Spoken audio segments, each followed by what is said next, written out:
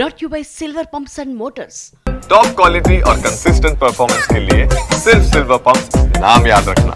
పోసానితో పాటు వైసీపీ నేతలపై తీవ్రంగా మండిపడ్డారు ఎమ్మెల్యే గోరంట్ల బుచ్చయ్య చౌదరి. పోసాని ఒక మూర్ఖుడు, పోసాని లాంటి వాళ్లతో అప్పుడు తిట్టించి ఇప్పుడు గగ్గోలు పెడతారా అని నిలదీశారు. తప్పు చేసిన వాళ్లను ఈ ప్రభుత్వం వదిలిపెట్టదన్నారు. లిక్కర్ మాఫియా, బియ్యం దొంగలు కూడా త్వరలోనే బయటకొస్తారన్నారు ఎమ్మెల్యే గోరంట్ల బుచ్చయ్య.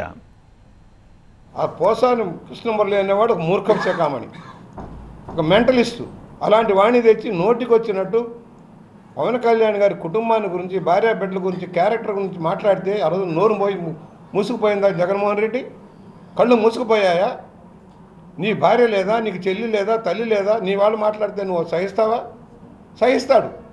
ఎందుకంటే తల్లి చెల్లి లేదు దానికి.